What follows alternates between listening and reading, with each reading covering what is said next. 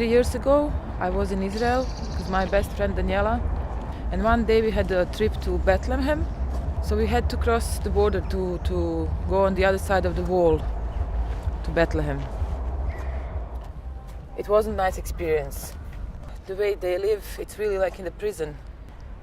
For me, the way I think, like how we all should be free and there shouldn't be barriers and we should all be the same, and this was something that my brain can't work with this, that someone is there locked between the walls and cannot just breathe and go freely wherever they need to go.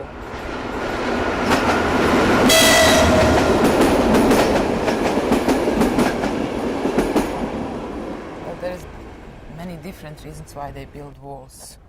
And I guess if I lived there, maybe I would understand that they are necessary. But even if I would see the reasons why they should exist, I don't want to accept them. I still think we have to find a solution to live without walls. My love, where will you go? I'm going where the cold winds blow.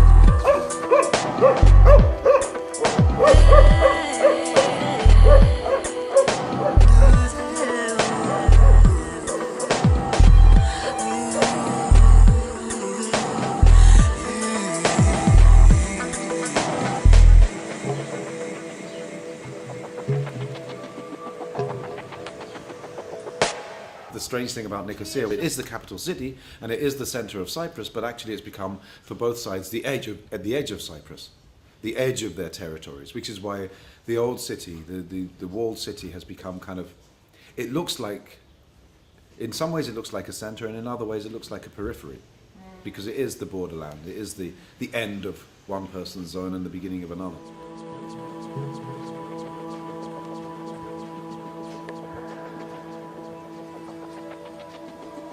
It's the same town, but if you can imagine, it's the same town, but from 1960s onwards, it's been totally separately administered. So they're two separate, very strongly two separate parts, two different kinds of city.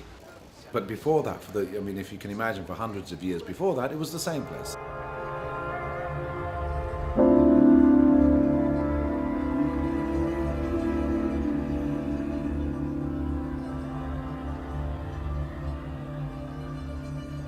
These are remains of missing persons related to the 63-64, respectively 74 conflicts in Cyprus that have been, dumped most of the time in mass graves or wells, and we exhumed them in order to hand over them back to their families for proper burials. We are looking for a bit more than 500 Turkish Cypriots and a little bit more than 2,000 Greek Cypriots.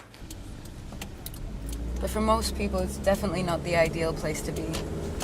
But like any place, if you know the place and you live in it, you're not so scared. But I still have my family members calling me every day. You live in the old town? How could you live? All the foreigners so close to the Turks?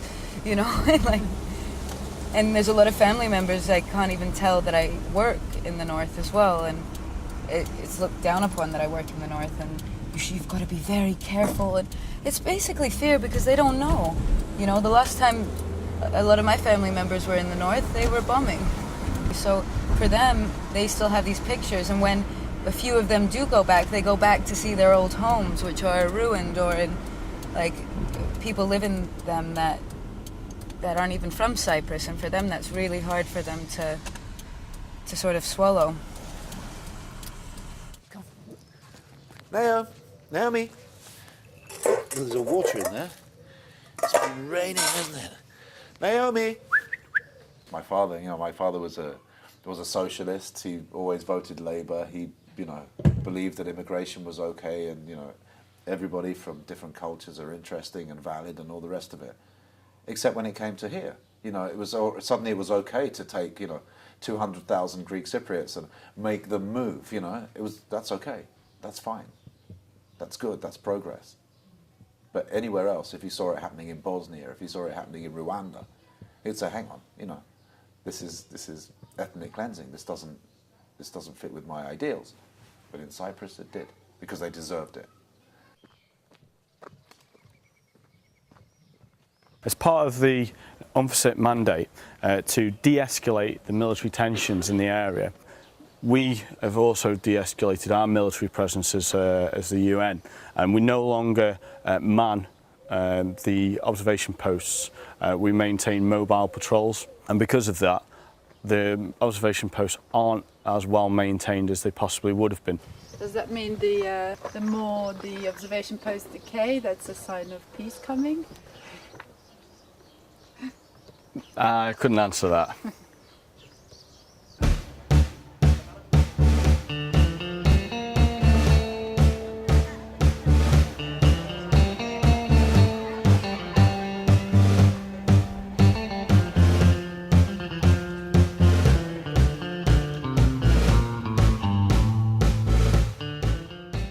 It's so hard to wake up some mornings, and I'm usually at least about 10 minutes late when I'm at Simon's house because I have to ride my bike and cross the border. But my mom doesn't like to admit it because she thinks I'll go and get eloped. She doesn't agree with my relationship with Simon. It took her about a year to meet him. And is this because of his Turkish Cypriot part? It's one aspect. I mean, she calls and she says, you know, you're dating somebody who, if we'd have to go into war, his son would have to fight you.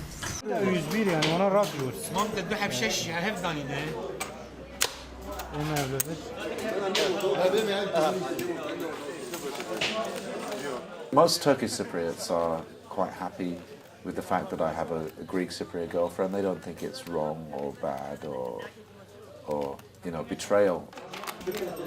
But there's also, you know, the gender issue that comes out in this. Because I'm the male, the Turkish Cypriots could approve of me. If I was female, I don't think they would be so approving. Because, you know, of this kind of sort of patriarchal way of looking at the gender roles. You know, the man takes the woman, and the woman is taken.